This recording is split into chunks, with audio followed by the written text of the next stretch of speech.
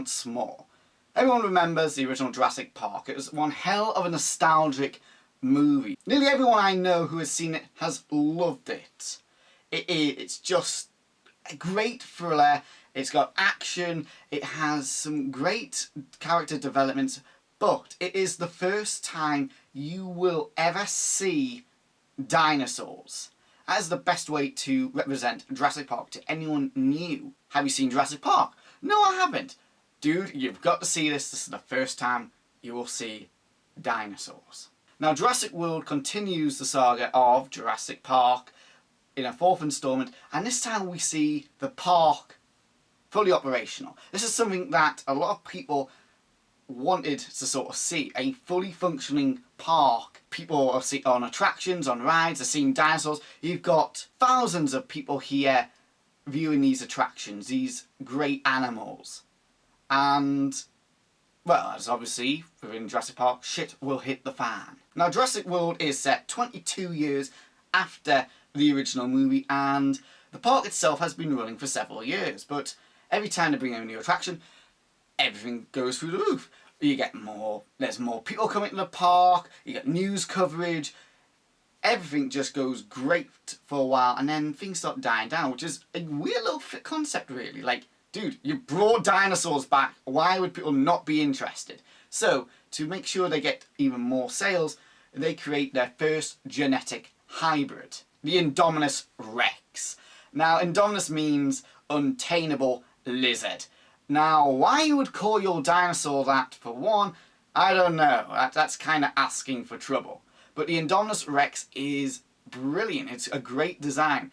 When I first saw it in the trailers, I thought of Rudy from Ice Age 3. And it's one hell of a smart animal. You thought the raptors were smart? This is scarier. And speaking of scarier, the previous 3 Jurassic Park movies were all PGs. Meaning children roughly around the age of 7 would be fine watching them, along if they're accompanied by an adult. This is the first Jurassic Park movie that is labelled as a 12. Now, 12A within cinema means that you are allowed to go and see this movie if you're under the age of 12, if you're accompanied by an adult. This movie has been scaring a lot of children.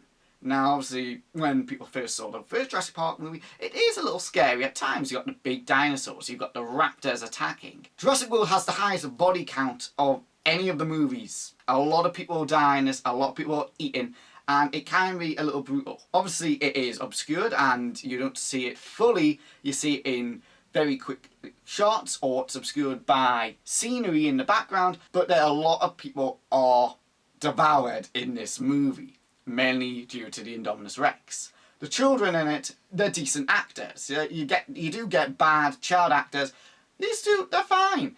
And the youngest looks generally pissing himself at times at the sight of these dinosaurs, especially during the ball attack. There's a scene which is a little bit of a homage to the original Jurassic Park, where the dinosaur is trying to get in to their vehicle to basically eat. And it is kind of a scary little scene, especially of them running away from the Indominus Rex. Also, we get another thing. The original Jurassic Park, which 3 ended up using, was a huge, like, flying dinosaur enclosure. I can't honestly remember the name, but the flying dinosaurs. We'll just call them flying dinosaurs.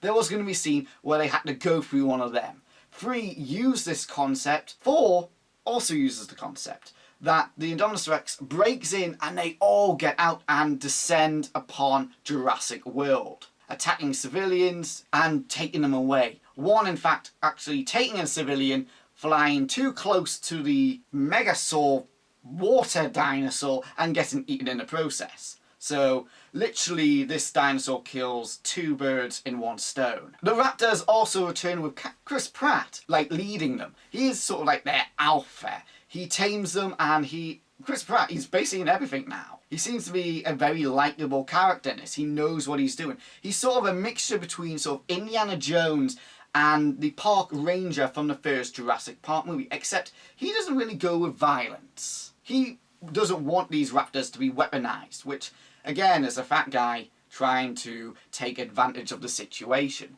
And when shit hits the fan in the park, he decides, okay, we're going to show how these raptors can be used for the military. Well, that plan doesn't really go that well, does it?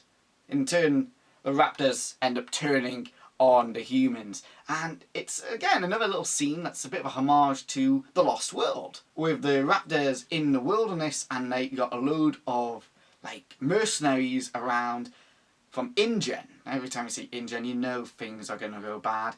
And it is just done very well. There's a lot of suspense to it. Jurassic World is a very fun movie. Is it as good as the first Jurassic Park?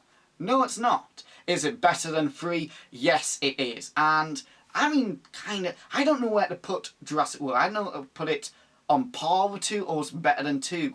It's more colourful than 2. I do see faults within The Lost World. But we still have a little few faults. The dinosaurs aren't fully representational of their original design, are they? There's certain things that seem to be a bit, that's kind of pushing the envelope of realism. But then again, you brought dinosaurs back. Why question realism?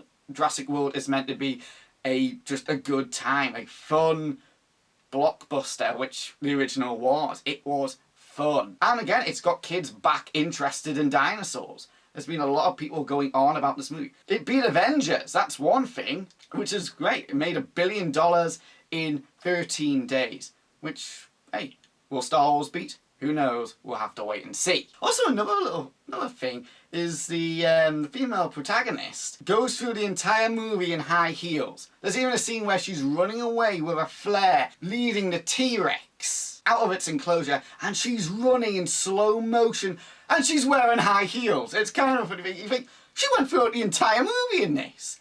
She's running through the jungle, the wilderness, hiding away in high heels. It's kind of an amusing thing. Also, again, the T-Rex does make a return in this movie and claims its status back from the Spinosaurus. The Spinosaurus we saw in Jurassic Park 3 killed the T-Rex. Well, in this, there's a little bit of an Easter egg where you see a Spinosaurus skeleton. And in the climax of the movie, the T-Rex breaks through this skeleton, which is kind of a worse than killing the actual Spinosaurus, because you destroyed its skeleton. Its evidence is now gone. So the T-Rex claims its kingdom back. There are a few little points that seem to like just die down though, like the divorce of the parents to the kids, that gets brought up in the movie, but you don't really see it resolved. But mainly it's not the point in the movie, is it? The point in the movie is these characters, are they going to survive what's happening on this island? Now, the island, when you see it in the control room, this is a nice little nod I love about the movie. The island is divided into 2 sections. Jurassic World, and then you got the restricted zone. Now, we get to go into the restricted zone. We see Jurassic Park. We see the original building, the original Jeeps, the original logo, and you hear that slight Jurassic Park music. It's ever so quiet, but you hear it, and it's kind of magical and nostalgic. And that's one of the key things to this movie, why it worked so much. It was nostalgic to the point where anyone who has heard or seen Jurassic Park, they went back to see this movie. They went back to the island to see the dinosaurs. The only returning character in Jurassic World is Dr. Wu, who only has a very, very small role within the first Jurassic Park movie. He comes back as the chief scientist who's working at Jurassic World and for InGen. Now, it is set up for a sequel when he does get away with embryos. Now, what that's going to do for the next movie, I don't know, like what we're going to have now. But he does seem to have a sort of hidden agenda to what he is doing. Why would you create such a Frankenstein's monster of a dinosaur? Yes, you wanted to scare the kids and possibly scare the parents with this new dinosaur, but there seems to be a lot more to it than just creating a new scary new dinosaur. Also, again with returning characters, there's no Sam Neill, Jeff Goldblum, anyone like that in this movie, which is good. Why would it happen for the 3rd time to these people? It seems a little... It's like what Bruce Willis says. How could the same shit happen to the same guy twice? Why would it happen again? So, have you seen Jurassic World? What did you think of it? And whereabouts would you put it in the Jurassic Park saga? I'm going to say saga because I'm expecting more sequels and stuff. Like, at the moment it's a quadrilogy, but there's bound to be a 5th one and maybe even a 6th one. So, what did you think of the new Jurassic World? Comment below and let me know. Evacuate the island. She's a highly intelligent animal. She will kill anything that moves.